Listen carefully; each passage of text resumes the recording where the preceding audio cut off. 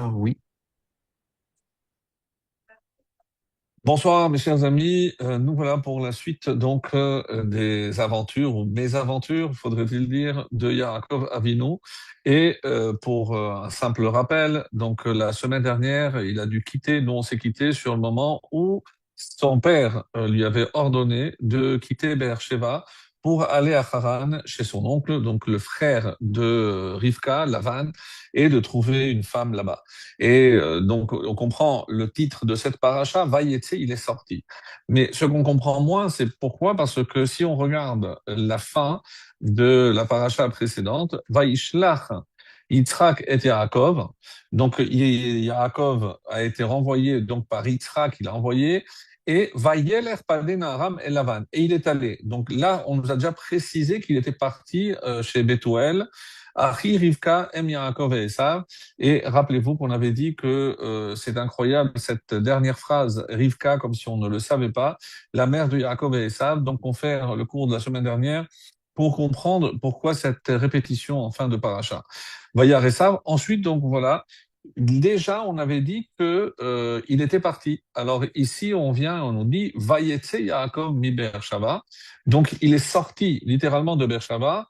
Vayel Harana pour, et il est allé à Haran. Mais on nous l'avait déjà dit la semaine dernière. Donc il est sorti deux fois, il est allé deux fois.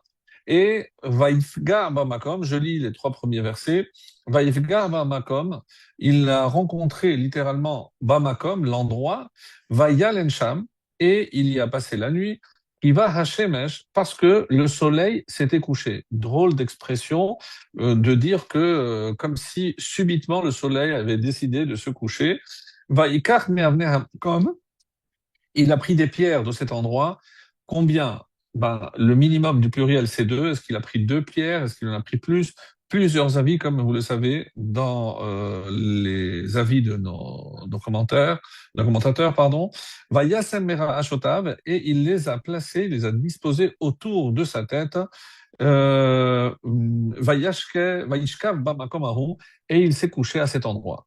Alors, quand on dit qu'il a placé les pierres autour de sa tête, est-ce qu'il a utilisé les pierres uniquement pour se protéger? Il a utilisé comme oreiller? Comment ça s'est passé? Alors, il y a plusieurs midrashim, certains qui sont connus, certains qui le sont moins. Donc, il y en a un qui est très, très, très beau, qui dit qu'il a pris, d'après un des avis, 12 pierres. On avait déjà vu ça les années précédentes, on rappelle. Pour rajouter quelques petits détails très intéressants, c'est que on nous dit il a mis la tête sur une pierre. Après, pendant la nuit, la deuxième pierre, elle a dit, écoute, pousse-toi, parce que je veux aussi qu'il mette la tête sur moi. Donc, en essayant de la pousser, Hachem fait un miracle et les deux se rassemblent.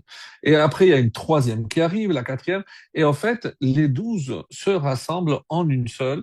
Et quand il se réveille, c'est d'ailleurs ce qu'il va dire, Hachem va lui faire des promesses dans ce rêve avec la fameuse échelle, etc. Et Vayikat Yaakov Mishenato, donc je saute quelques versets, donc il se réveille, donc c'est le verset 16, pardon. Yaakov s'éveilla de son sommeil et dit, certes, Hachem est présent dans ce lieu et je ne le savais pas. Il fut saisi de crainte et il dit que ce lieu est redoutable, ce n'est autre que la demeure de Dieu et ceci est la porte des cieux. Jacob se leva tôt le matin et prit la pierre, et c'est ça ce qui est étonnant, évidemment, ça nous interpelle, il a parlé de pierre au pluriel, là il prend la pierre qu'il avait mise autour de sa tête et il l'a érigée en stèle, il versa de l'huile à son sommet, il nomma le lieu Beth-El, mais Luz était le nom de la ville à l'origine. Alors, plein de questions, plein de détails qu'on va essayer de clarifier par rapport à tout ce qui est dit dans ces premiers versets que nous avons lus ensemble, parce que déjà pour revenir sur la première question qu'on a posée, pourquoi cette répétition? Nous avons déjà vu la semaine dernière que Yaakov est déjà sorti de chez lui, de ses parents, Vayetse, et là encore on nous dit. Il y a Rashi, évidemment, incontournable, va faire ici un des Rashi certainement les plus longs, qui va faire un calcul pour nous dire pourquoi il est sorti ici comme s'il n'était pas sorti déjà la semaine dernière. Et il va faire un calcul par rapport à l'âge et c'est par rapport à Esav, et il trouve un trou de 14 années. Donc, il manque 14 années dans la vie de Yaakov. C'est ce qui va faire dire que Yaakov a séjourné dans la yeshiva de Shem et Ever 14 ans, et Vayetse Yaakov mi Be'er Shava. Donc, la question subsidiaire, certes, mais où se trouvait cette yeshiva? Et puisque le verset nous dit ici qu'il est sorti de Be'er Shava, certains vont dire que la yeshiva se trouvait à Beersheba. Et donc, il est sorti d'abord, il a quitté la maison de ses parents, il est allé étudier, et ensuite, donc maintenant, donc 14 ans se sont passé depuis. Et là, il va enfin accomplir l'injonction de son père d'aller à Haran. Certains vont remettre en cause un petit peu l'attitude de Yaakov. Pourquoi? Parce que si on réfléchit bien, est-ce que ça ne s'appelle pas désobéir? Son père l'envoie directement, alors que lui, il commence à faire des détours. Est-ce que, alors évidemment, tout papa est content si le fils va étudier à la yeshiva, mais est-ce que c'est la volonté, est-ce que c'est ce que Yaakov voulait ou pas? Alors, il y a un Rabbeinu Bachaye, qu'on a cité aussi la semaine dernière, très intéressant, qui nous dit qu'il pose une question. Si on voit d'ailleurs un phénomène, une question très pointue, mais quand on connaît un petit peu le, le, le, le- le contenu de la Torah, eh ben, on se pose cette question. On sait que dès qu'il va arriver à Haran, il va se retrouver devant un puits, et là, il voit que tout le monde attend parce que selon certains avis, ils se méfiaient les uns des autres. D'autres disent que la pierre était trop lourde pour être portée à un seul homme. Donc il fallait que tout le monde, tous les bergers soient réunis pour ensemble pouvoir soulever cette pierre. Et là, il arrive et il soulève la pierre tout seul. Donc on dit qu'il y a un problème. Pourquoi? Parce que si je dis que il vient d'étudier 14 ans chez Shem et Ever, certains disent que pourquoi on précise ici qu'il a dormi, parce que pendant 14 ans, il n'a pas dormi. Alors certains disent qu'il n'a pas dormi une nuit entière, il a dormi très peu, donc on considère que c'est comme s'il avait étudié toutes ces 14 années. Et ceci dit, la question que pose le rabbin Bachaye, on sait que la Torah affaiblit l'homme. Donc on ne comprend pas comment il arrive ici et en ayant étudié, il a la force de soulever la pierre. Donc question peut-être technique, mais qui évidemment renferme des enseignements extrêmement intéressants pour nous. Et c'est pour ça qu'il va dire, si on regarde bien le texte, est-ce que ce n'est pas faillir à la mitzvah de Kibbout Avahem? Je rappelle que Kibbout Avahem, donc son père lui demande d'aller, et là, il repousse cette mitzvah de 14 ans. Est-ce que, bon, encore une fois, je pense que Jacob aurait été très fier, très content de voir que son fils a étudié, mais est-ce qu'il n'aurait pas dû d'abord en parler à son père? Du coup, de papa, pour bien me préparer au mariage, je vais d'abord étudier. Alors, il y a une réponse très intéressante qui dit que le texte du roi Salomon, Eshet Chayil mi Imtsa, qui va trouver la femme vaillante, d'après certains avis, là encore, on avait dit, selon le Midrash, que c'est le Hesped, l'éloge funèbre que Abraham avait cité lors de la Lévaïa, l'enterrement de son épouse Sarah. D'autres avis disent non, que quand je vois Eshet Chayil, donc tout ça, c'est une allusion, selon Rabbeinu Bachaye toujours, que on ne parle pas ici de Sarah, on parle de la Torah. Et sur quoi il se base? Sur le mot Chayil. Chayil, c'est vaillante. Chayil nous dit la valeur numérique 30, 10 et 8, c'est 48. Et 48, comme c'est d'ailleurs marqué dans le dernier chapitre de Pirkei Avot, 48, c'est les 48 façons d'acquérir la Torah, les 48 kinyanim, acquisition. Et donc, il y a une allusion ici que Shetraï, c'est d'une certaine façon l'acquisition de la Torah. Donc, quand on parle de Shetraï, c'est pas incompatible. Pourquoi? Parce que quelqu'un qui n'a pas un bon bagage en Torah, il n'est pas prêt au mariage. Et aujourd'hui, on sous-estime, on s'imagine que le mariage, comme quelque chose de naturel, eh ben, on est forcément tous prêts. Non. Si on était vraiment tous prêts, mes amis, on ne serait pas face à un taux de divorce qui ne fait qu'augmenter et aussi de jeunes couples qui n'arrêtent de divorcer, des jeunes couples. Je ne parle pas des couples qui avaient des problèmes depuis des années. Donc, quand vous allez me dire, oui, mais bon, la Torah, c'est pas la solution à tout. C'est peut-être vrai, mais on dit que pour mériter la femme qui nous a été désignée depuis la fécondation, depuis que le fœtus se forme, on dit qu'il y a aussi, et c'est une des explications très intéressantes, qui dit que c'est aussi en fonction du mérite de l'un et de l'autre. Et en quoi se mesure le mérite d'un homme? C'est son implication, évidemment, dans l'étude de la Torah et dans l'accomplissement des mitzvot. Donc, quelqu'un qui étudie et qui comprend que c'est incontournable pour se préparer au mariage, donc évidemment qu'il peut aspirer à trouver vraiment la femme que Dieu lui avait assignée depuis la création pour que ces deux âmes se rencontrent. Donc, ce n'est pas incompatible dans la mesure où, à la question qu'on avait posée, mais est-ce que ce n'est pas une désobéissance quelque part par rapport à l'ordre de son père? Non, puisque ça fait partie de l'ordre. Aller pour se marier, aller pour se préparer au mariage. Donc, cette étape, et vous allez comprendre que 14 années qu'il a étudié, ça correspond exactement aux 7 années plus 7 années pour Rachel et pour Léa, même si au bout de 7 ans, il a déjà épousé aussi Rachel, mais il s'est engagé à travailler encore 7 ans, donc 14 ans pour se marier et pour acquérir en quelque sorte ces deux femmes, contre 14 ans qu'il a étudié à la yeshiva. Et c'est peut-être pour ça que il a proposé, sans le savoir, au départ, on se dit, mais pourquoi dès qu'il arrive chez Lavan, il lui propose de travailler 7 ans? Ben, propose-lui un mois, propose-lui, moi je suis venu me marier, je me marie, je trouve ma femme et je rentre chez moi. C'est ce qu'il aurait dû penser.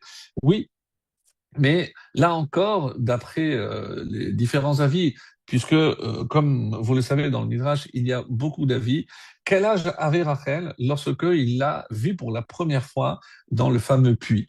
Alors, certains préconisent qu'elle était âgée de 5 ans. Et là, on comprend très bien pourquoi il a proposé 7 ans, parce qu'il ne pouvait certainement pas se marier avec elle si elle n'avait pas atteint l'âge de la puberté. Donc, si je considère qu'elle avait 5 ans et qu'effectivement, donc là, elle aura 12, là, je comprends pourquoi il a proposé 7 ans. Si, comme d'autres avis prétendent qu'elle avait peut-être 15 ans, d'autres 12 ans déjà, alors pourquoi 7 ans? On n'a pas une vraie réponse à cela. En tout cas, quoi qu'il en soit, ici, on retient l'âge de 5 ans. Ça explique comment aussi il l'a embrassée.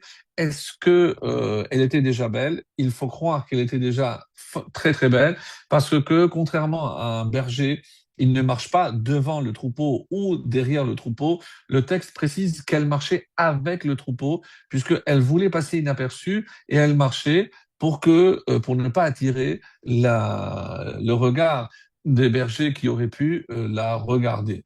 Alors, tout ceci, donc, pour dire encore une fois que tous les détails donnés ici dans la paracha, on sait très bien que la Torah est d'une précision chirurgicale, que chaque détail, chaque mot, chaque lettre a une importance capitale.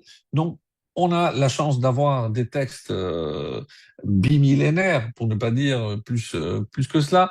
Et donc, on peut approfondir et essayer de comprendre plusieurs aspects qui, autrement, ne nous renseigneraient pas, on n'aurait pas compris pourquoi donc ces détails nous sont donnés dans la paracha. Alors, donc, il a forcément, et c'est ce qu'il faut dire, il a oui accompli la mission de son père et l'étude faisait partie de la préparation au mariage. Donc, il était évident que Yaakov a fait ce qu'il fallait pour se préparer et pour accomplir évidemment la mission que lui avait enjoint son père en demandant de quitter.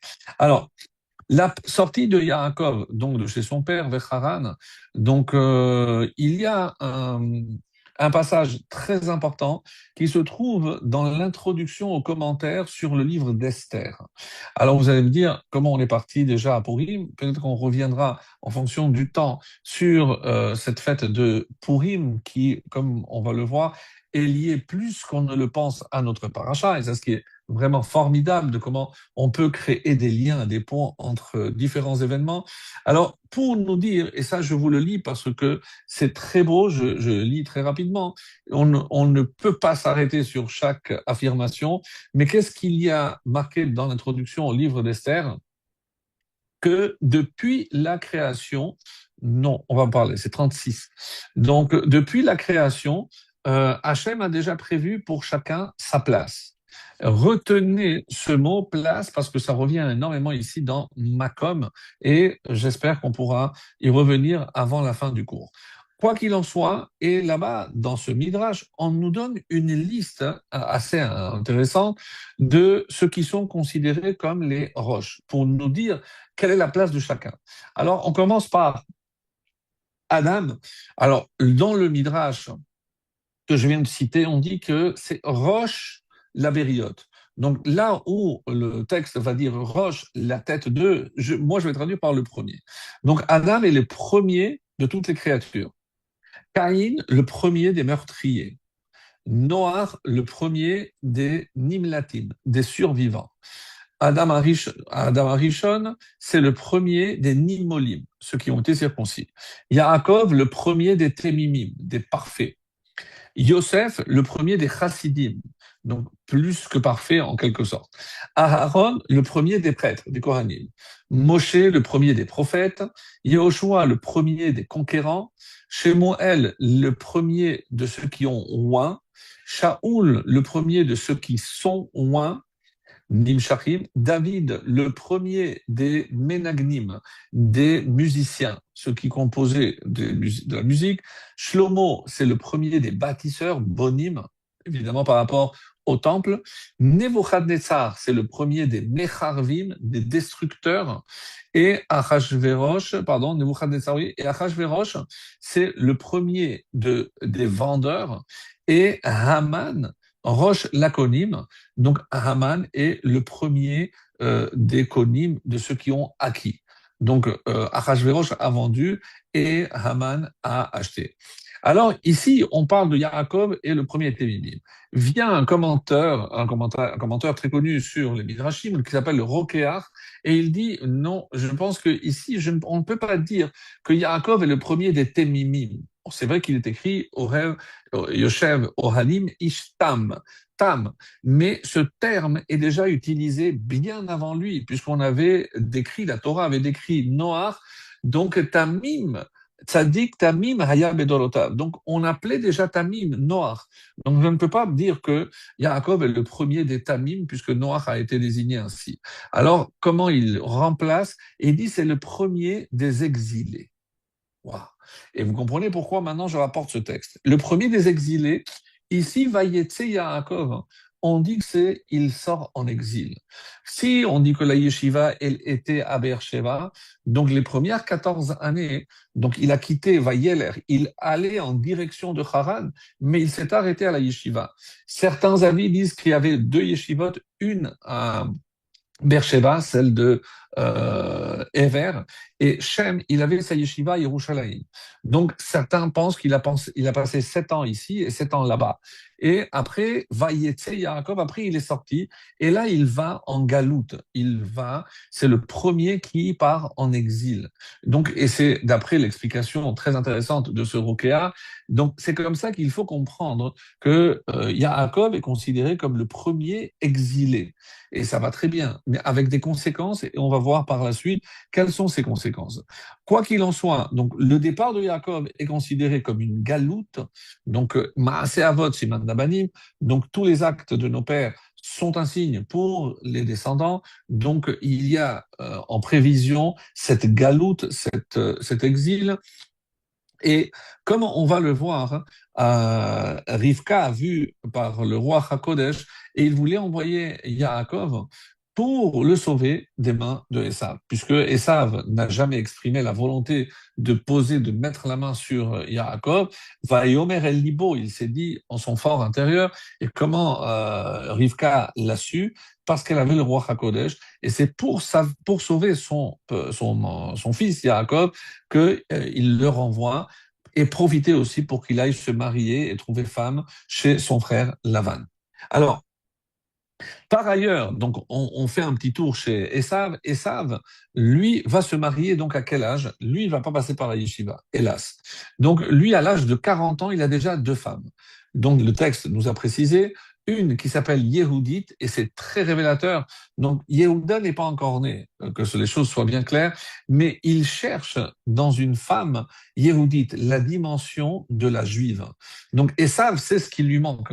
Mais comme il n'arrive pas à trouver, parce que Yehudit, c'est pas parce qu'elle s'appelle Judith, Yehudit, qu'elle l'est. Donc, elle n'a pas l'essence de Yehudit. Donc, il essaye de compléter ça avec une autre femme qui s'appelle Bosmat et Bat Elon Hachiti. Il va chez le Chitéen, donc un des 7 peuples qui habitaient à Canaan, et il va choisir 2 femmes. Lorsqu'il va voir que c'est pas bien parce que son père considère que ses filles ne sont pas bien, donc lui, contrairement à son frère qui va faire des kilomètres pour aller chercher, on dit que c'était 17 jours de voyage et donc lui, il va pas se prendre la tête et il va chez Ishmaël puisque ça reste quand même la famille, et il va prendre une des filles de Ishmaël qui s'appelait Mahalat. Et donc le voilà marié à 3 femmes à l'âge de 40 ans. Yaakov, on va le voir par la suite, puisqu'on va faire le calcul pour savoir à quel âge il s'est marié. Donc, et comme j'ai eu l'occasion de le lire, donc c'est vrai que Rachel va mourir très jeune. Donc, si je considère que pendant des années, elle n'a pas eu d'enfant, donc et elle est morte à l'âge de 36 ans, et Léa est morte 8 ans plus tard, à l'âge de 44 ans. Donc, les Chachamim disent que, d'après les estimations et les calculs, combien d'années ils ont vécu ensemble, Yaakov avec Rachel? Que 15 ans. Que 15 ans. Donc, faites le calcul, à quel âge elle est tombée enceinte? Donc, 21 ans. 21 plus 15, 36. À l'âge de 36 ans, Rachel est morte. Donc, 15 ans, c'est très peu. Mais chaque fois, et on va le voir dans toutes les parachutes qui vont suivre, chaque fois que Yaakov parle de sa femme, il ne parle que d'une seule femme, c'est Rachel. Ishti, Shnaim Yaledali Ishti. Ma femme m'a donné 2 enfants. Enfin, mais tu as une autre femme qui t'a donné quand même 6, plus Dina, donc 7. Mais non, il ne parle que de Rachel. Pour lui, Rachel reste sa femme, et c'est ce qui va faire dire à nos familles, mais parce que le texte est très dur par rapport à ce comportement, Vayavo gam el Rachel, vayehav gam et Rachel milea, et Vayar Hashem, Hashem a vu qui s'est nous Léa, que Léa était détestée. Vaïftach et Rahma, et c'est pour ça que Léa va être récompensée et qu'elle va enfanter avant Rachel. Le Radak nous donne une explication intéressante. Comment on peut imaginer, puisqu'il y a une halakha, je ne peux pas rester vivre avec une femme que je déteste. Donc, je ne peux pas avoir d'intimité, je ne peux pas rester sous le même toit. Donc, je dois divorcer. Il est interdit de vivre avec une femme que je déteste. Donc, ça soit, la halakha, elle est claire. Et n'oublions pas qu'il est toujours dit que les avot, tous les patriarches ont accompli la Torah. Donc, Lo haya Yaakov soneota. Donc, je ne peux pas dire qu'il a détesté. Et pourtant, c'est clairement ce qui est écrit dans la Torah. Oui. Ella haya ohevota. Évidemment qu'il l'aimait. Sinon, il n'aurait pas pu cohabiter avec elle. Aval lefi she'haya ohevet Rachel yoter mimeni. Je lis le Radak. Mais comme il aimait plus Rachel que Léa, la Torah se met à la place de Léa. Comment Léa, elle se sent? Quand elle voit que malgré tout, l'attachement qu'il a envers sa sœur Rachel est très très loin de ressembler à l'attachement qu'il ressent pour elle-même, Léa. Donc Léa n'a pas eu la vie facile. Mais c'est pour ça que la Torah appelle Léa Sénoua, la détestée, par rapport aux critères d'amour, du niveau de l'amour que Yaakov avait pour Rachel. Alors, je peux dire que ça ressemble plus à une femme qui est détestée. Klomar, keneged ahavata shel Rachel, haïta senoa. Par rapport, si je compare à l'amour de Rachel, oui, je peux considérer chez Loïta Aruva, parce que l'amour que Yaakov ressentait pour Léa était très très loin de ressembler à celui qu'il ressentait pour Rachel. La chendra Hashem be'enea, Vaïftach et Rahma. Donc c'est pour ça qu'elle a vu Béronia, pardon. Il a vu, il a senti sa peine et Hachem l'a récompensé. C'est pour ça qu'elle va tomber enceinte avant sa sœur Rachel. Voilà ce qu'on peut dire. Par ailleurs, quand on parle de la description que la Torah donne de Léa, si on en parle, parce que c'est vrai que c'est assez dur, on dit que les yeux étaient ternes. On ne comprend pas très bien ce que ça veut dire. Alors, d'après un midrash très dur, on dit qu'elle avait tellement pleuré. Pourquoi? Parce qu'elle savait que, puisque ses frères et sœurs, qu'il y a deux garçons d'un côté et deux filles de l'autre, donc l'aîné pour l'aîné et le cadet pour la cadette. Quand elle se renseignait, elle sortait pour prendre des renseignements sur le comportement de Esav. Elle espérait qu'il change de comportement, et si Hachem avait voulu qu'elle soit pardon, l'épouse de cet homme-là, elle était prête à l'accepter, mais elle espérait un changement malgré tout. Et à force de pleurer, on dit que les cils étaient tombés. Et c'est pour ça que si elle était l'aînée et que lorsque Yaakov arrive, ils disent, mais est-ce que vous connaissez Lavan? Yadan, oui, on connaît. Et réponse vraiment très succincte. Et d'ailleurs, voilà Rachel qui arrive. Je dis, mais tu te poses pas de question pourquoi parmi tous les bergers, il y a une jeune fille, 5 ans, 12 ans, peu importe, mais comment il envoie sa vie? Parce qu'il n'y a personne qui veut travailler pour cet homme. La preuve, c'est qu'il doit demander à sa fille de venir. Oui, mais alors il y a une fille qui est plus grande. 10 minutes, 1 heure, peu importe. Et pourquoi c'est pas Rachel qui sortait? Une explication que j'ai découvert, parce que si je dis qu'elle n'avait pas de cils, on sait très bien, la fonction des cils, c'est de protéger. C'est pour ça que, un peu comme des essuie-glaces, si vous préférez, donc on cligne des yeux pour empêcher de la poussière. Et elle était tellement délicate, Léa, puisqu'elle n'avait pas de cils, n'avait pas de protection, et il était très dangereux qu'elle sorte. Donc, si elle sortait avec la poussière et autres, elle pouvait tomber malade et avoir malheureusement une maladie ou perdre la vue. Euh, euh, Olivier, il y a quelqu'un qui a le son ouvert. Tu, tu m'as entendu? Il faut couper le son. Je pense qu'il y a quelqu'un qui a le son. Donc, ça, c'est.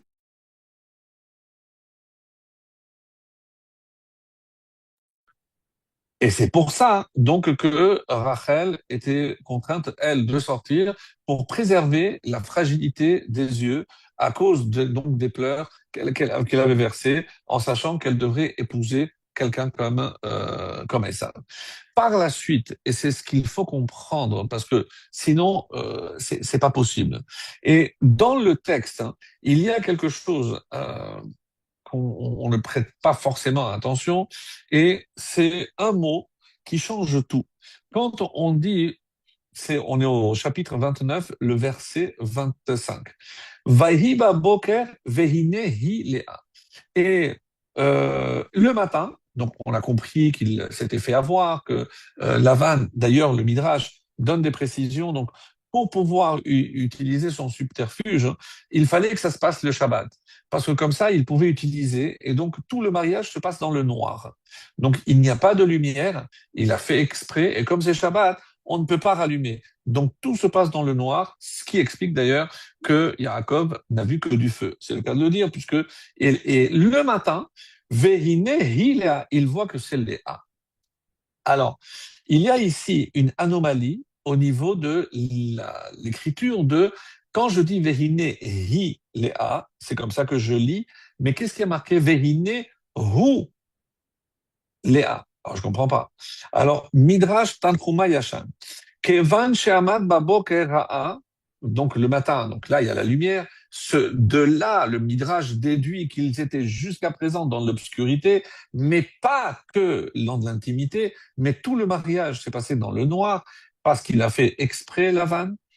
Veine il y a Amar Bataramai, Lamarimit Oti. Et donc, quand il voit que c'est Léa, je dis, mais pourquoi tu m'as trompé? Que ton père cherche à me tromper, j'entends, je comprends, parce que c'est un ramaï. Rachel m'avait déjà averti que c'était un pays, un village que de roublards, et le patron, c'était son père. Donc, ça, on pouvait s'attendre. Mais comment toi, tu as accepté? Qu'est-ce qu'elle a répondu? Lamata rimita avicha. Alors, et toi, pourquoi tu as trompé ton père? Keshesha'al ha'ata zebeni Esav. Est-ce que tu es bien mon fils Esav? Qu'est-ce que tu as dit? Anochi Esav bechorecha. Je suis Esav bechorecha. Donc, c'est pas dans l'insolence qu'elle répond. Je dis, mais non, mais tu as mal compris. Donc, quand tu as dit Anochi Esav bechorecha, toi, tu es un tzaddik, et ce que tu dis, ça s'accomplit. Donc, quand tu as affirmé à ton père que tu es maintenant Esav l'aîné, ça veut dire que tu endosses tout ce qui revient à Esav te revient à toi. Et si moi, Léa, je devais, on avait expliqué, on avait donné d'autres explications les années précédentes sur lesquelles je ne reviens pas, mais ici, si maintenant tu es avec moi, c'est parce que si tu joues le rôle de Esav, tu dois aller jusqu'au bout. Donc, moi qui étais destiné à Esav, maintenant toi tu as dit que tu es Esav, donc moi je te suis destiné. Donc, et là, Yaakov n'a rien pu dire.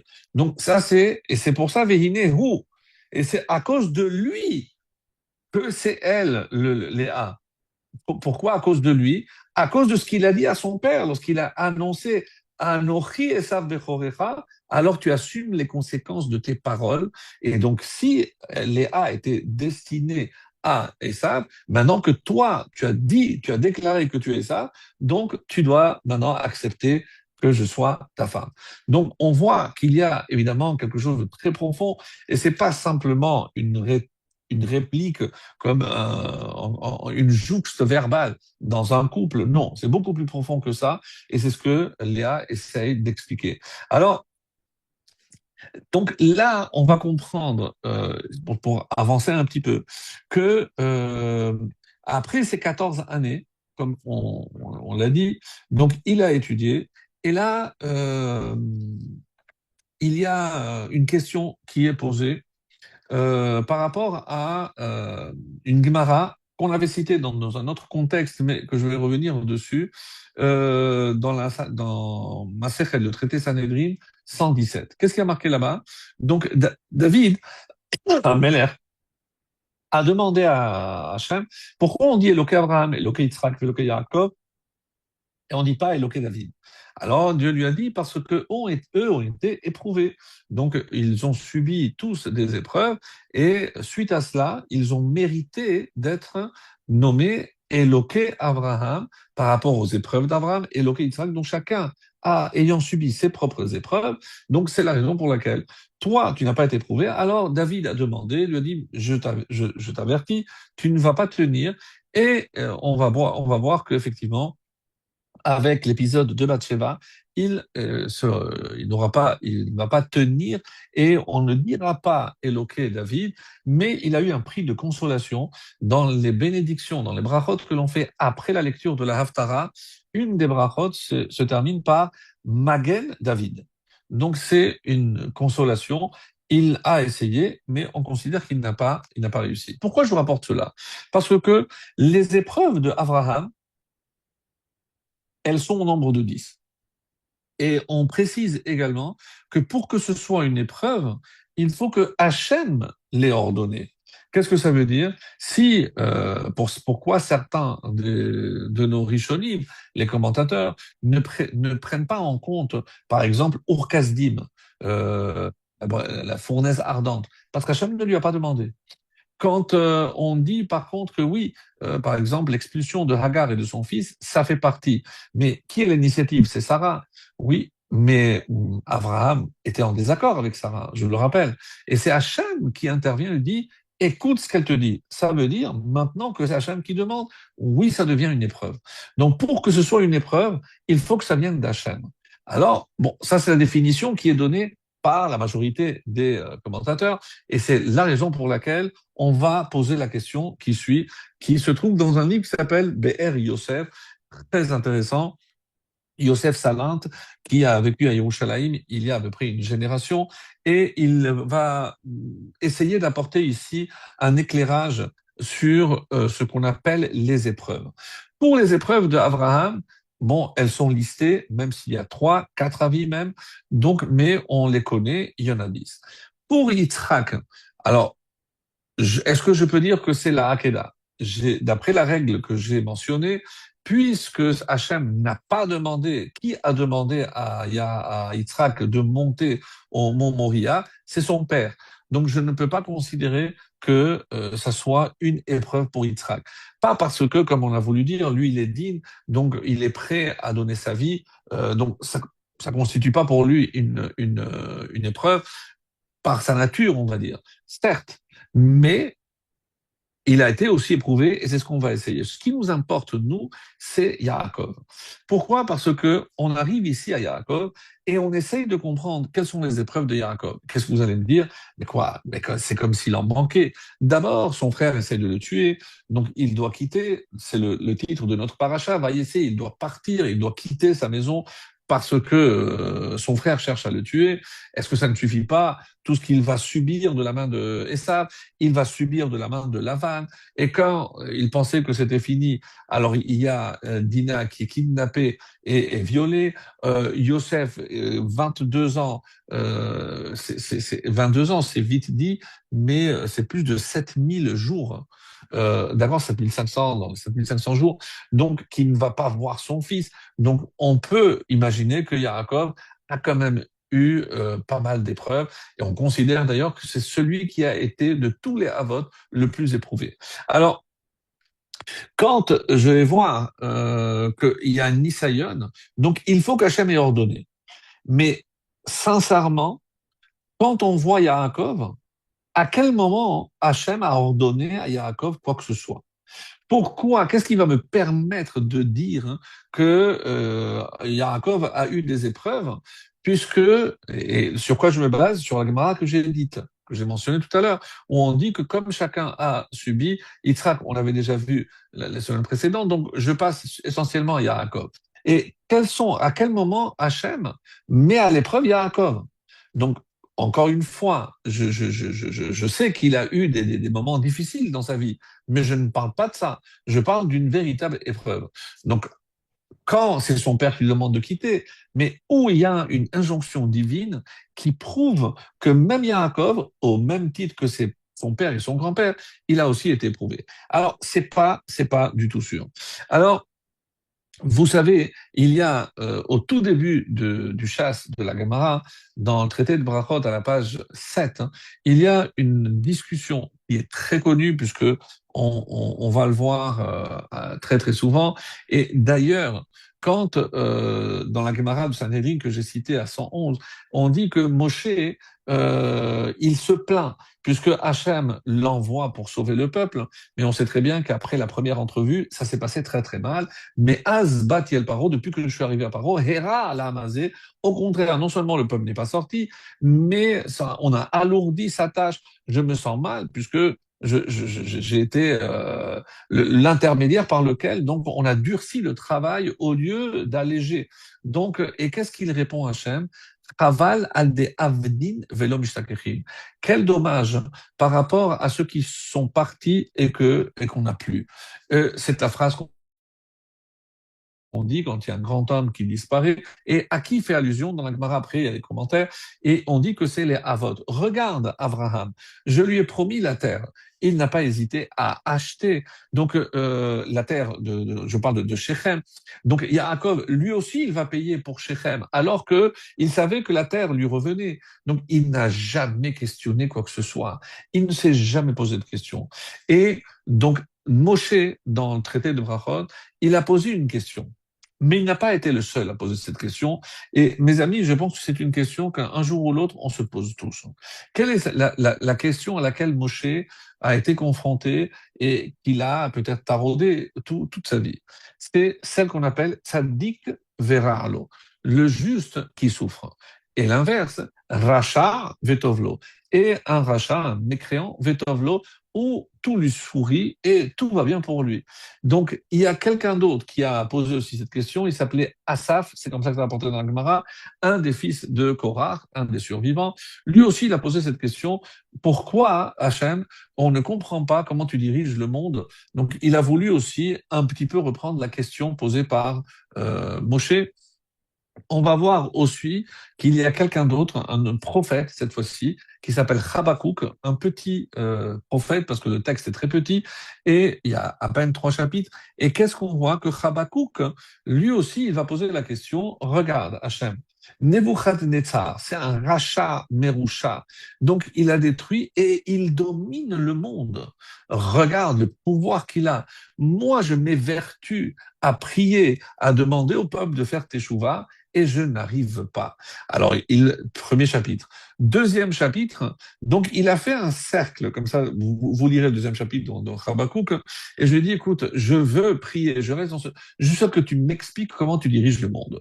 Après cela, on dit que, troisième chapitre, il se rend compte de peut-être que sa demande était vraiment un non-sens, et il s'excuse devant Akadosh Baruch Hu, et on dit Tefila al Habakkuk Hanavi al Shigionot, donc sur les erreurs que j'ai commises. Donc, et c'est comme ça que Habakkuk donc fait partie des trois qui ont posé la même question, Moshe, Asaph, le fils de Korah, et Habakkuk. Mais nous, ça nous intéresse. Est-ce qu'il y a une réponse à cela? En tout cas, nous savons que quel âge, maintenant je reviens à l'âge, on va voir pourquoi j'ai rapporté tout cela. Donc l'âge de Yaakov, lorsque il s'est finalement installé, il a vécu, Yaakov il est âgé de 63 ans. Et donc, quand on sait que à 15 ans, quand les chemins des deux frères jumeaux se séparent, donc c'est au moment de la mort de Abraham, je rappelle, donc lorsque le papy il est mort, c'est lui, Yaakov, qui va faire la Séouda pour son père, puisqu'il ne peut pas cuisiner, donc on doit lui cuisiner. Et c'est à ce moment-là que Esav, donc bifurque, et il va faire une rupture totale. On dit qu'il a fait 5 fautes, qu'il a nié, il est devenu un hérétique, il a tout quitté, il est parti. Donc, on a parlé déjà la semaine dernière, donc je ne reviens pas. À l'âge de 63 ans, donc Yaakov reçoit les brachot de son père, et pendant que son frère, à 40 ans, lui, il est déjà marié. Il est déjà marié, il est marié, donc avec 2 femmes, puis une troisième, et il ne se dérange pas, il a tout sur place. Il ne doit pas travailler pour obtenir de femmes, il n'y a aucun prix. Le zivug, pshmin hashamaim, lui, il ne se fatigue pas, il décide de trouver une femme. Il se retourne vers Ishmaël et il prend Mahlat sans aucun effort. Alors, à un moment donné, quand lui, il se voit obligé de tout quitter. Vous allez me dire, oui, mais c'est pour sauver sa peau, certes. Mais pour obtenir le même résultat que son frère, qui lui est le rachat, rappelons-le, donc il se voit contraint de s'éloigner, de travailler, de se faire bananer, parce que Lavan, il va le faire travailler, et encore comment. Donc, pour obtenir le même résultat que son frère. Alors que Esav n'a aucun effort à fournir, lui, il a tout. Et il va rester chez lui, il va épouser les femmes qu'il veut. Donc, à un moment donné, Yaakov se pose des questions. Mais on n'entend jamais, vous avez beau chercher, à aucun moment il y a, évidemment, je ne parle pas chas Shalom de rébellion, mais ne serait-ce qu'une question de la part de Yaakov pour dire Hachem, je ne comprends pas. Mais comme les questions qui ont été posées par Moshe, Asaph et Habakkuk, mais lui, il est très bien placé pour poser ces questions. Je dis, mais enfin, je ne comprends pas. Voilà 2 frères jumeaux. Moi, je suis censé être le tzaddik. Lui, il est censé être le rachat. Mais regarde, mais lui, Blia Nara, il a la richesse, il a une armée, il a des femmes, il a des enfants. Moi, je peine encore à chercher une femme. Et regarde ce que je dois travailler 7 ans, et je me suis fait avoir, je dois travailler encore 7 ans. Il y a un moment donné, Hachem, je ne comprends pas ce que tu veux de moi. Et certains disent qu'il avait fait un signe avec les pierres, parce que si un avis dit qu'il y avait 2 pierres, parce que c'est le pluriel, mais certains disent qu'il y avait 12, et le fait que les 12 se sont rassemblés le matin, il a compris que c'était lui le fondateur du peuple juif, donc il avait quand même des réponses à cette question. Dans un autre ordre d'interprétation, on dit que le fait qu'il a placé toutes ces pierres, quand je marche et qu'il y a une pierre dans le chemin, donc si je ne fais pas attention, je trébuche. Donc qu'est-ce que les pierres? Il savait que tout au long de sa vie, puisqu'il commence à peine, donc il sort de la yeshiva, dans la yeshiva, on est dans une petite bulle, tout va bien dans le meilleur des mondes, mais quand on sort dans la réalité. Et la réalité, elle n'est pas toujours rose. Donc, il faut faire un chidour. Ça marche pas, il faut négocier. Oui, c'est difficile, certes. Donc, quand on parle des pierres, hein, on parle des embûches. Dans la vie, tout n'est pas un chemin plat. Et Yaakov se prépare aux embûches. Donc oui, je sais, il y a l'interprétation que c'est les 12 tribus, comme je viens de dire, mais au niveau, et c'est comme ça que la chassidoute voit les choses. Donc Yaakov se prépare mentalement déjà à la galoute, puisqu'il quitte la terre pour aller accomplir une mission. Et c'est peut-être ça le sens, le véritable sens qu'on doit donner à ce mot makom. Makom, puisque comme Pirkei Avot dit, En lecha, chapitre 4, En lecha adam she'en lo sha'a, il n'existe pas un homme qui a son heure, littéralement. Alors après, les interprétations sont nombreuses. Qu'est-ce que ça veut dire son heure? Il y a l'interprétation comme pour Caïn et Hevel, où Hachem en dit qu'il a accepté l'offrande Sha'a, donc les Hevel vel minchato Sha'a, donc il a oui, il a été réceptif. Donc Sha'a, c'est il a trouvé sa voie, donc ça va dans le bon sens. Alors quoi qu'il en soit, tout homme a son heure de gloire, pour ainsi dire, si on va d'après cette explication. Une autre explication, c'est la suite, Ve'en lecha adam she'en lo makom. Et il n'y a pas un homme qui a sa place. Quand on précise qui a sa place, mais de quelle place on parle? Sa place dans ce monde. Donc, je ne peux jamais sous-estimer le fait que si moi j'existe, donc si il y a un endroit, cet endroit désigne aussi ma fonction, la mission pour laquelle Dieu m'a créé, et je ne peux pas, encore une fois, faire fi de ce que Makom ici veut dire. Donc, vous voyez qu'au début de la paracha, le mot Makom est aussi assimilé aux pierres, parce que les embûches font partie de l'endroit que tu dois habiter, parce que quand on dit, oui, je rencontre une dame qui me dit, bon, on a fait l'allié 1 an et demi, je vous raconte pas toutes les galères qu'on a eues au début, bienvenue au club. Parce que la terre d'Israël s'acquiert avec des souris, donc c'est évident, c'est écrit, et c'est pas, il n'y a pas de date c'est pas caduque. Donc, les affirmations et les enseignements de la Gemara, dans la Torah, elles sont toujours d'actualité. Et oui, la terre d'Israël s'acquiert avec des difficultés. Sinon, je ne peux pas apprécier. Et c'est un test aussi par la même occasion. Mais quand on parle ici de Makom, d'endroit. Donc, qu'est-ce que je peux dire par là? Maaseh Avot Siman Abanim. Donc, Yaakov, il a dormi à cet endroit. Et on nous dit qu'il est sorti de Beersheba, Vaïfgar.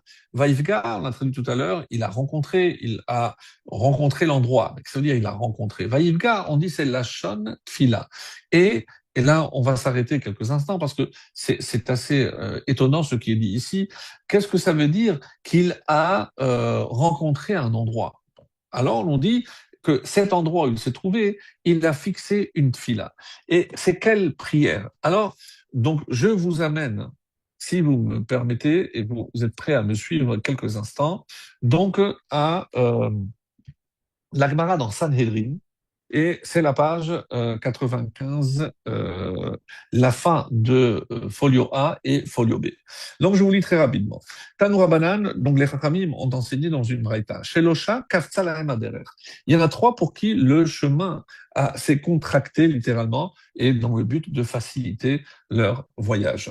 Il s'agit de Eliezer, le serviteur d'Abraham, on en a parlé quand il est allé à la recherche de Rivka, et on avait expliqué que comme Rivka et que son patron, Yitzhak, était considéré comme un Cohen, donc Rivka devait avoir forcément moins de 3 ans pour pouvoir l'épouser. Sinon, pour un Cohen, moins de 3 ans, d'après l'Alacha, en tout cas, c'est la vie qui est rapportée dans la Gemara, et donc c'est une explication.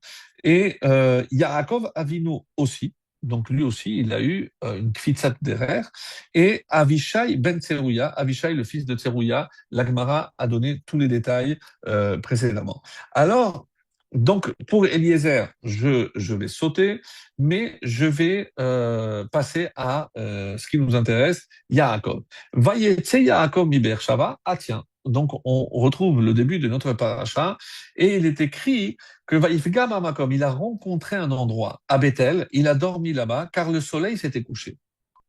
Et ça, c'est le texte, et la Gemara va s'arrêter parce qu'on ne comprend pas bien quelque chose. Les deux versets semblent se contredire, et donne aussi le commentaire. Le premier dit que Yaakov est arrivé à Haran, et le deuxième dit qu'il a passé la nuit à Bethel. Je ne comprends pas très bien. Donc, est-ce qu'il a dormi ou il a prié à Bethel? Qu'est-ce qui sous-entend ici qu'il n'est pas encore, si, il est à Bethel, il n'est pas encore arrivé à Haran. Bethel, c'est en Israël, Haran, c'est en Rousselar. Donc, la Gemara a proposé une réponse très étonnante. En fait, écoutez bien, parce que c'est quand on dit que c'est le Midrash dans cette Gemara, elle est exceptionnelle, et faites attention. Quand on dit que Jacob est bien arrivé à Haran, c'est vrai qu'il est arrivé. Mais une fois qu'il est arrivé, il s'est dit, quoi? Efshar avarti al makom. Est-ce possible que j'ai traversé, pendant mon voyage, l'endroit où mes pères ont prié, c'est-à-dire à Bethel, et que moi je n'ai pas prié là-bas? Je dois retourner à Bethel et corriger cela en quelque sorte. Et c'est pour ça que Baal et Mehda, il a décidé alors de retourner en Israël. Vous comprenez ce que ça veut dire?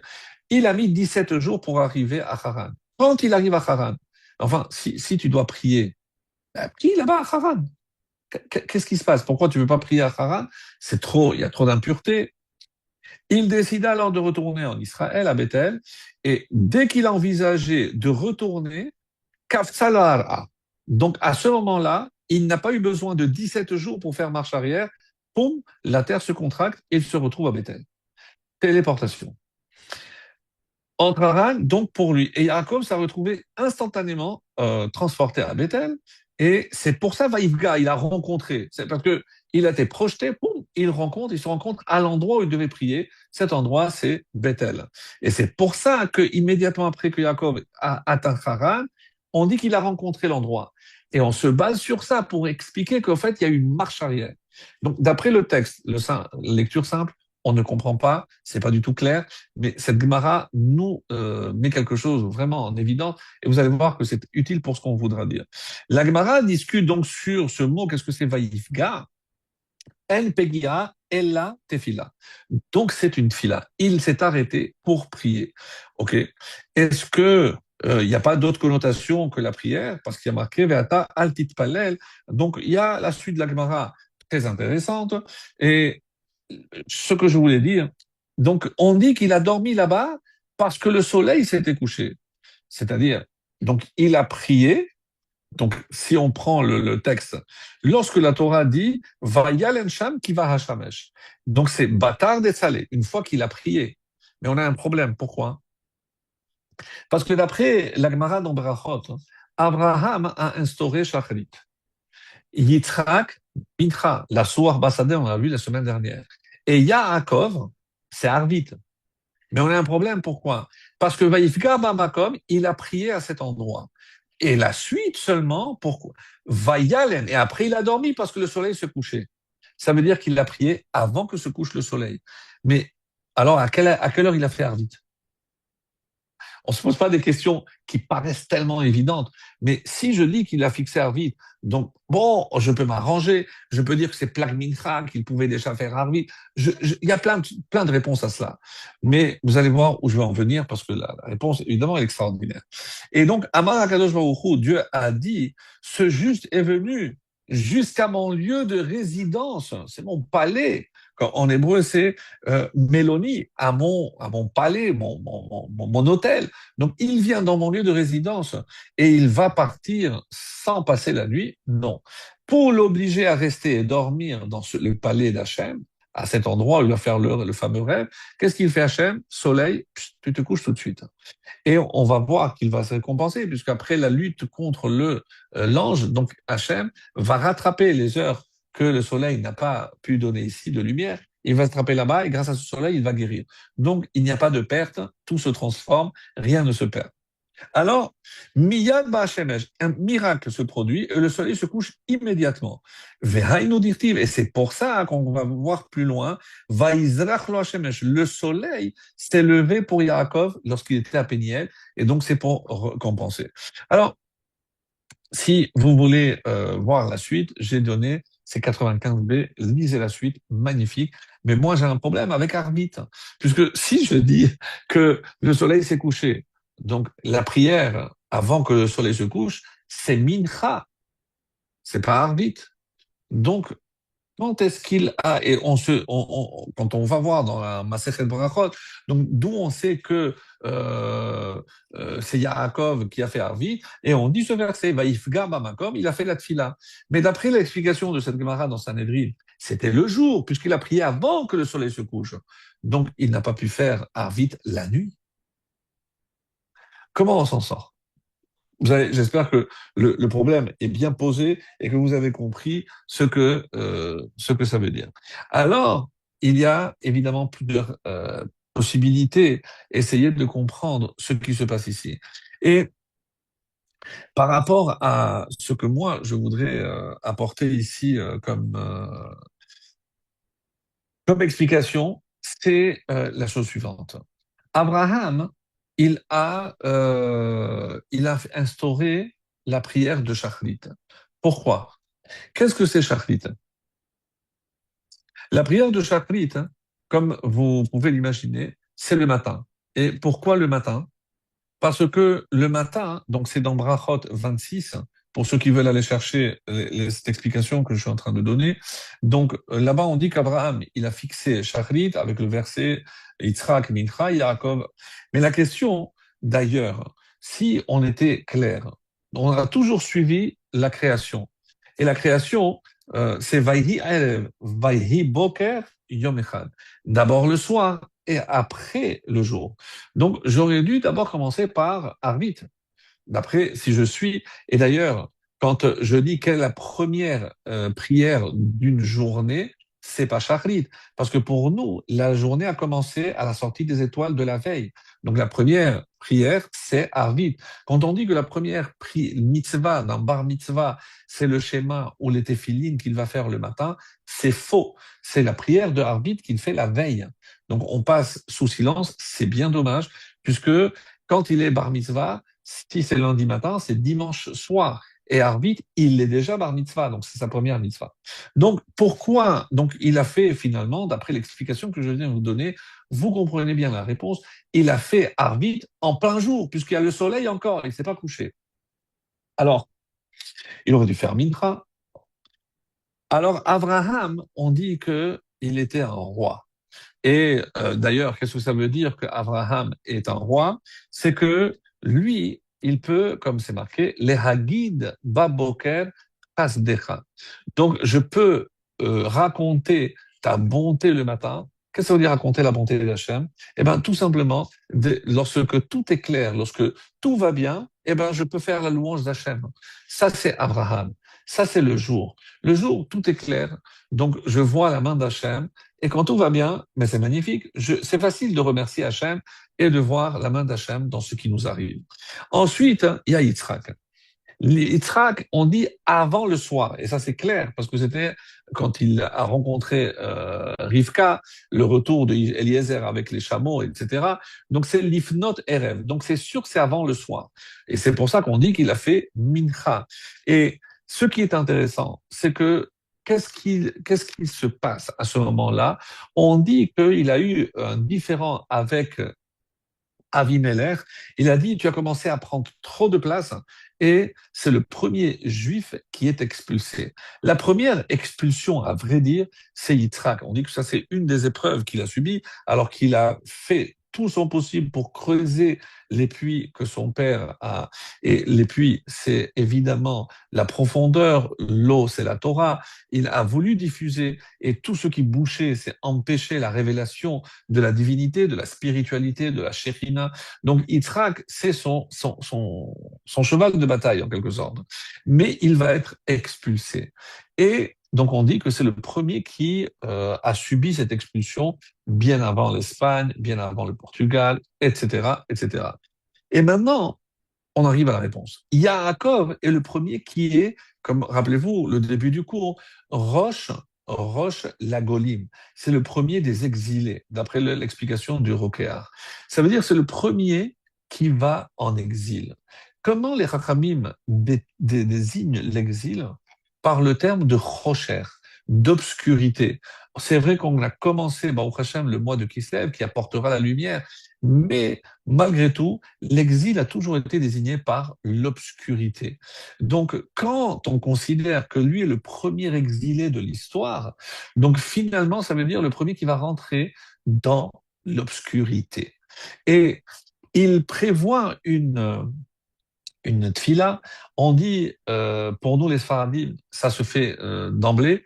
Pour les Ashkenazim, pas tous le font, mais vous savez qu'il y a un psaume, Shilla Ma'alot Esa Enai Eleharim, 121, je crois. On dit Esa Enai, mais Ayin Yavo Ezri. Donc je regarde et d'où va venir mon aide? Qui a rédigé ce psaume? On a dit que c'est Yaakov, rappelez-vous, les années précédentes, on en avait parlé. Naïn Yavo Ezri, d'où va venir? Qui est Ezri? C'est mon aide. Ezer Kenegdo, où va venir ma femme? C'est pour ça qu'on dit que pour ceux qui cherchent un shidour, c'est le psaume particulier pour le shidour, c'est celui-ci. Shir la Mahalot es Ainel Harim.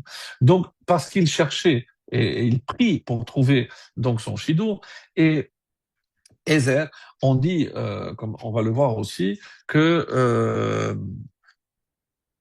quand Abraham il a instauré Shachrit, qu'est-ce que ça veut dire? Ça veut dire que à l'endroit où il a prié Shachrit, il a créé des connexions où chaque personne, chaque juif, chacun des descendants qui va prier Shachrit, il va se connecter à travers ces tuyaux qu'il a instaurés, ce tsinor, donc ce conduit.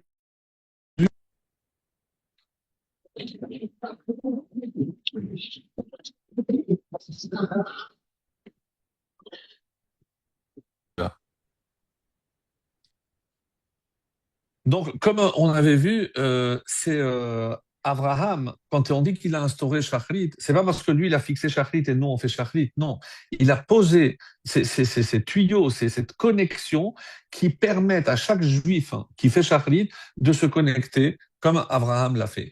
Yitzhak de même. Et c'est comme ça qu'il faut comprendre que, c'est ce que j'étais en train d'expliquer, par rapport, alors avant on soit coupé, donc, par rapport à Yaakov, qu'est-ce qu'on disait? C'est que Yaakov, il sort de la yeshiva, il quitte la lumière par excellence. Il va à Haran. Et c'est pas parce qu'il y a Lavan qui habite là-bas, mais parce que c'est évident qu'en quittant la yeshiva, un lieu de lumière, toute la Torah c'est Oraita, il va obligatoirement dans le Chocher. Donc, quand il fixe Arvit, il n'a peut-être pas prié la nuit, et c'est ça ce qui est intéressant dans cette réponse magnifique, c'est que il n'a pas attendu la nuit, mais le fait d'être déjà, puisqu'il est arrivé à Haran, donc il se considérait déjà comme un exilé. Quand il s'est rendu compte de ce que ça représentait pour un juif d'être exilé, il a dit, quand, il aurait pu faire, si c'est l'heure de Harvit ou de Mincha, il peut faire à Haran. Non, il a dit, de la même façon que mes parents ont fixé, mon père et mon grand-père ont fixé, il faut que je retourne pour permettre à tous les juifs qui vont se retrouver dans l'obscurité où moi, que j'ai déjà rencontré, puisqu'il était déjà à Haran. Donc, rappelez-vous le texte de la Gemara. Donc, il est arrivé, quand il a senti cette obscurité, il a dit, il faut que je fasse une prière. Mais je ne peux pas la fixer ici. Ici, c'est l'obscurité. Je vais la fixer à Bethel, là où mes parents, mon père et mon grand-père ont fixé. Et là, il va fixer la prière de Harvit. Harvit, c'est la prière du soir, la prière dans l'obscurité. Et quelqu'un qui est dans un puits, quelqu'un qui est dans un tunnel, Loire nous, comme tous ceux qui ont réussi à sortir, pour eux, la nuit ou le jour, c'est quand on est en prison, il n'y a ni nuit ni jour. Donc, ben, le fait de faire une fila, une prière, et c'est ce qu'il exprime à travers la prière de Harvit, et c'est ça le schéma Israël. Comprenez que c'est extrêmement important. Schéma Israël, comme on va le voir par rapport aux différentes pierres.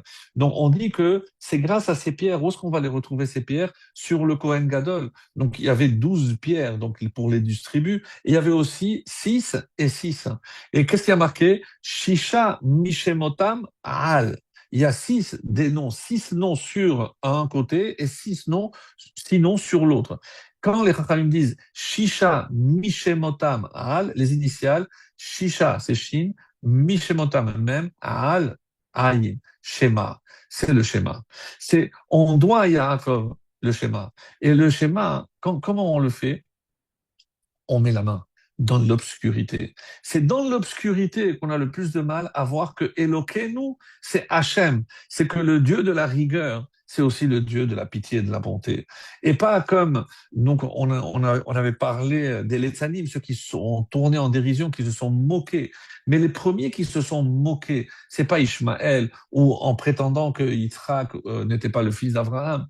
Non, c'est qui les Letzanim? C'est quand ils ont commencé à dire, et c'est parti d'une certaine logique. Donc, si je considère que Hachem est bon, parce qu'on a vu qu'il a pardonné quand même à Abraham, à Adam, donc on s'est fait une idée d'un Dieu de bonté, de pitié. Donc, quand il se passe quelque chose qui ne correspond pas à nos canons de bonté, alors qu'est-ce qu'on se dit? Ça ne peut pas émaner d'Hachem.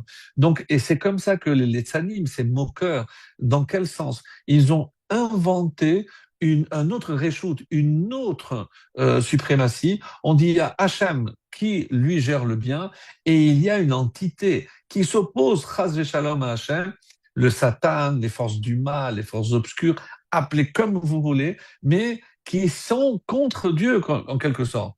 Chas shalom.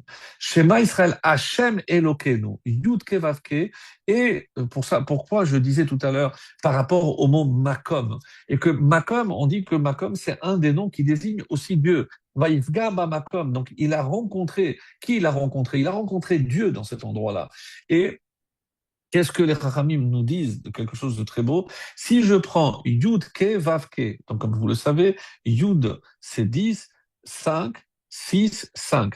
Maintenant, si je multiplie, le premier c'est quoi? Yud c'est 10, 10 fois 10, 5 fois 5, 6 fois 6 et encore 5 fois 5. 10 fois 10 c'est 100, 5 fois 5, 25, 2 fois, ça fait déjà 50, 6 fois 6, 36. Donc 150 et 36, c'est 186. Et 186, mes amis, c'est exactement la valeur numérique, la gématria de Makom. C'est l'endroit. Donc, qu'est-ce que ça nous prouve? Que quelqu'un qui cherche son endroit, c'est quelqu'un qui cherche Dieu. Et c'est ça ce qui est très beau. Parce qu'on a dit tout à l'heure, c'est qu'il n'y a pas un endroit où il n'y a pas un homme qui n'a pas son endroit. C'est-à-dire, je ne peux jamais me croire ou estimer que Hachem, il m'a laissé, ou que Hachem, il m'a abandonné. Chas v'shalom. Un exercice très beau que j'avais entendu une fois, c'est si quelqu'un, par exemple, nous disait, si Hachem voulait t'envoyer une lettre, qu'est-ce qu'il t'écrirait dans cette lettre? Et il y a quelqu'un qui a fait cet exercice. Et pourquoi? Parce que quelqu'un qui a eu des démêlés avec la justice, il se retrouvait en prison, lui et sa femme, et il était complètement perdu, comment il allait faire avec les enfants, etc. Et le Rav lui a dit, écoute, j'ai entendu une fois une chose, c'est que lorsque tu es dans un moment tellement de détresse, d'obscurité, pour ainsi dire, écris une lettre que Hachem t'aurait envoyée à ce moment-là. Et il a montré sa lettre, il a envoyé une photo de cette lettre à ce Rav. Et qu'est-ce qu'il a écrit? Je ne désespère pas parce que je ne t'abandonnerai jamais. Donc, et ça lui a donné une force. Une semaine après, renversement de situation, les preuves n'ont pas été acceptées, il s'est retrouvé libre avec son épouse. Donc, est-ce qu'il y a quelque chose qui est impossible pour Hachem? Certainement pas. Donc, mais encore une fois, donc c'est lié au schéma, oui, qu'on fait dans l'obscurité, oui. C'est Yaakov qui a fait tout ce qu'il a fait, sans aucun doute. Mais maintenant, je comprends que la prière de Harvit, c'est pas le soir qu'il l'a faite, parce que c'est pas lié à la sortie des étoiles. Oh, techniquement, oui. Mais lorsqu'il a fixé cette fille-là, qu'est-ce qu'il recherchait? Il recherchait surtout à permettre à tous les Juifs qui allaient se retrouver en exil, dans l'obscurité, dans un trou, dans une prison, dans un tunnel, de garder un contact avec Akadosh Baruch Hu. Et c'est ça le sens profond de la prière de Harvit. Il ne pouvait fixer cela que une fois il aurait vu à quoi ressemble l'exil. Donc il arrive à Haran et là il fait marche arrière et il se dit, là maintenant, je comprends pourquoi je dois faire la prière de Harvey. Et euh, quelqu'un qui l'a compris et qui va vivre cela aussi, c'est David Ameller. Rappelez-vous, on avait donné un exemple quand il est allé chercher 5 pierres pour lutter contre Goliath, et il s'est dit, Shema Israël, Hachem Elokeinu, Hachem. Il a pris 5 pierres. Et si elles deviennent une Echad, ça veut dire Hachem, il est avec moi, et il a réussi, et c'est comme ça qu'il l'a tué. Le Gaon de Vilna donne une phrase magnifique, il faudrait vraiment, vraiment garder, c'est que ce qui te fait pleurer aujourd'hui te fera rire demain. Et ce qui te fait rire aujourd'hui peut te faire pleurer demain. Donc, il ne faut jamais désespérer, parce que c'est le béaba, encore une fois, de la émouna, de savoir qu'Hachem, il est toujours, quand il fait, il ne peut le faire que pour le bien. Kol madeh avid ala chamana, l'étape avide. Quand Yaakov, finalement, il se dit, pourquoi moi j'ai eu la vie difficile? Regardez mon frère. C'est injuste que mon frère ait eu la vie facile. Mais quand on a dit tout à l'heure qu'il a été éprouvé, dans quoi il a été éprouvé? Tzadik verarlo. Je vais t'envoyer tout ce que tu peux endurer et je vais voir comment tu réagis, dit Hachem. Il perd sa femme bien-aimée, elle a 36 ans. Il n'a vécu avec elle que 15 ans. Et quand elle meurt, il lui laisse 3 bébés, mes amis, puisqu'on dit que Binyamin est né avec 2 jumelles. Il se retrouve avec 2 jumelles. Heureusement qu'il y a encore Léa qui va prendre ce petit Binyamin, qui va élever Binyamin, mais ça ne durera que 8 ans, puisque Léa partira aussi à l'âge de 44 ans. Donc, lui ne va pas avoir la vie facile. Et jamais on n'a entendu un mot de plainte. Jamais. Il n'a remis en cause le principe que si il y a un tzaddik qui est rarelo, s'il doit souffrir, eh ben, je comprends que ça fait partie du plan divin. Et on dit que ça, c'était l'épreuve de Yaakov. Donc, Yaakov a eu une épreuve, oui, laquelle? C'était la question que Moshe avait posée, qu'on a vu que c'était Habakkuk qui l'a posée. Et on va retrouver tout au long de notre histoire, parce que on a encore beaucoup, beaucoup de mal avec cette question. Et je voudrais commencer à conclure par rapport à cet autre enseignement, donc qui est pour nous aussi, quand on pense que euh, quand on est confronté à cette question, pourquoi il y a des justes qui souffrent, je pourrais me dire, mais pourquoi Hachem, il n'a pas fait un monde parfait pour des gens parfaits? Non. Hachem n'a pas fait un monde parfait pour les gens parfaits. Donc, on voit la différence entre Léa et Rachel, on a parlé les années précédentes, la dimension de Rachel, la dimension de Léa, la dimension de l'intériorité, de l'extériorité. Ça, je ne reviens pas dessus. Ou alors, comme le Harizal dit, que Yaakov, lui, il était au début Rachamim et que Esav, c'était le Din. Donc, c'était l'obsolète. Chacun des pères a eu un peu une forme de déchet. C'était Ishmaël par rapport à ses ancêtres. Après, ça va être Esav. On dit que Ishmaël, c'est l'obsolète du Chesed et Esav, c'est l'obsolète du Din. C'est pour ça que c'est le premier meurtrier de l'histoire, si on peut dire ça ainsi. Et donc, il fallait que maintenant que Yaakov, il a pris le rôle de Esav, donc il est din et rachamim, et on sait très bien, comme on l'a expliqué la semaine dernière, que chesed ve'emet, il faut l'équilibre, que si il est rachamim, il faut Rachel qui est din, et Rachel est din. Et que maintenant que Esav est din, il faut aussi rachamim. Tu as dit que tu es Esav, donc maintenant tu es din, maintenant il te faut, et Léa, celle qui pleure, c'est rachamim. Donc il y a de très belles explications, mais on ne peut pas tout dire. Quoi qu'il en soit, donc, il y a quelque chose qu'il faut retenir, je pense, de tout ce qu'on a dit, c'est il y a quelque chose qui est plus important qu'être grand, c'est avoir la capacité de grandir. Donc, grandir, c'est évoluer, savoir que on est à l'endroit qu'on doit être. Parce que Makom, c'est lié avec, comme on l'a dit, Yudke Vavke. Et Yudke Vavke, c'est Rachamim, c'est le Chesed. Donc, Hachem veut notre bien. Donc, je dois comprendre que là où je suis, c'est pour mon bien, parce que c'est Hachem qui le veut. Et donc, ça, on va va le voir par rapport à cette phrase, et je voudrais terminer avec ça. Donc, quand j'ai dit qu'on va essayer de faire le lien avec Purim et Hanouka, donc on sait que Purim et Hanouka sont liés, puisque on a dit la phrase que les sages ont donnée à Boaz lorsqu'il devait épouser Ruth. Qu'est-ce qui a marqué là-bas? Yiten Hashem lecha et haisha haba'a el betecha, qu'Hachem te permette avec la femme qui vient chez toi, Kerachel uchlea, comme Rachel, toujours qui passe devant, et Léa, Shebanu Shtehem, parce que les deux ont bâti la maison d'Israël. Et les Midrashim disent que ça veut dire les deux ont bâti. C'est Léa qui il a eu la Torah, il a eu la prêtrise, il a eu la royauté. J'ai pas compris. Non. Si on réfléchit bien, on va voir que là où il y a une, il y a forcément l'autre. Très rapidement. Par exemple, lorsqu'on dit que la Torah a été donnée par Moshe, donc Moshe, Lévi, c'est Léa, oui, mais par la contrainte. Quand est-ce qu'on va voir, on va la recevoir sans contrainte, mais par amour, à Purim?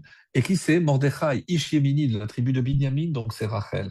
Quand on parle de Kohen Gadol, oui, Aaron, c'est la tribu de Lévi, certes, mais Pinchas, lui qui est Eliyahu, donc Pinchas est de quel, on le sait, c'est Mibne Banim de Rachel. Et donc, d'où vont sortir tous les Kohanim Gedolim? De Pinchas, c'est-à-dire de Rachel. Donc là aussi. Quand Shaoul est le premier roi, il est de Binyamin, donc de Rachel, et après David viendra aussi de Léa. Quand on va construire le temple, Betzalel, il est de Léa, mais Aholiav, lui, il vient de Rachel. Pour construire le temple aussi, il y a Shlomo, c'est sûr, mais il y a aussi Hiram qui vient de Rachel. Donc on voit que quand on dit que Shtehem, donc les deux ensemble ont bâti, on a besoin des deux ensemble, et je ne peux pas imaginer. Et quand on dit qu'il y a des fêtes, par exemple pour Purim, et Hanouka. Mais même là, je vois qu'il y a aussi Rachel et Léa. On a rajouté une fête. Rachel, donc on va commencer par plus simple, Hanouka, puisque c'est la première, elle dure 8 jours et elle correspond à Léa, qui a eu quoi? 6 garçons, plus les deux de sa servante. Donc ça correspond à 8. Mais Purim, donc normalement il y a Shushan Purim, il y a deux. Mais ceux qui étudiaient la Masechet Megillah ont dit que la Megillah peut être lue du 11 jusqu'au 15, donc ça fait 5 jours. Mais Rachel n'a pas eu 5.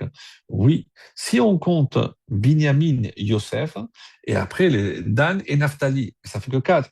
Oui, mais Yosef sort parce qu'il est nommé Av. Lui, il est un père. Donc, qui va remplacer Yosef? Ephraim et Ménaché. Donc, du coup, j'ai Ephraim et Ménaché, Binyamin, Dan et Naphtali, 5. 5 par rapport à Purim. Et là, ça va, tout va très bien. Donc, j'aimerais terminer par une histoire. Une histoire vraiment très belle, comme on le fait souvent. Donc, on raconte une petite histoire. C'est concernant le Belz. Donc, le Belzer Rebbe, donc un des premiers. Et on dit que lorsque les slichot ont commencé, le shamash est venu chercher le rabbi, le rebbe, et au lieu d'aller à la choule, il lui a dit non, viens, on va dans la forêt. Et bon, pose pas de questions, le rabbi demande, et il voit une petite cabane vraiment très très modeste, et il va à la fenêtre, le rabbi, l'admour de Belz, et qu'est-ce qu'il voit? Il voit un monsieur avec une table, il a posé une bouteille de vodka, il a un verre pour lui et un verre en face. Et il lève un verre, il le boit, il pose, il prend celui d'en haut, il va, et lorsqu'il termine de boire, il se lève, il commence à danser, et il dit à son chamash, c'est bon, on peut rentrer, on va aller à la choule. Et avant, il lui dit, s'il y a un vieux monsieur qui arrive, hein, et garde-le et tu le fais rentrer parce que j'ai besoin de le voir. Et il s'appelait Zélik. Et ce Zélik dit, oui, Rab, je voulais me voir. Je dis, oui, j'ai une question pour toi. Je sais que tu as mis une bouteille et tu as mis 2 verres. Est-ce que tu peux m'expliquer? Il fait brave. Comment vous savez? Je dis parce que je l'ai vu. Je fais ah bon? Alors je vais vous expliquer. Vous savez, moi j'ai perdu ma femme et j'avais pas d'enfant. Et il me restait une vache qui est tombée gravement malade. Et j'ai dit à Hachem, j'ai pris Hachem pour qu'il guérisse. La vache est morte. Après, il y a une chèvre qui est tombée malade. J'ai dit à Hachem, si la chèvre elle meurt, j'arrête de mettre les tefilines. Elle est morte. Après, il me restait des poules. Les poules sont tombées malades. Il dit, Hachem, si les poules meurent, moi, j'arrête de mettre les tefilines et c'est fini. Et j'ai plus les tefilines. Donc, et je fais plus Shabbat. Et j'ai dit, Hachem, je suis fâché avec toi et je fais plus. Et quand les slichot ont commencé, je me suis dit, mais enfin, qu'est-ce que je suis en train de faire? Il y a bientôt Kippour, comment je peux faire ça? Alors je me suis rappelé qu'un jour, j'ai eu une grave dispute avec le boucher.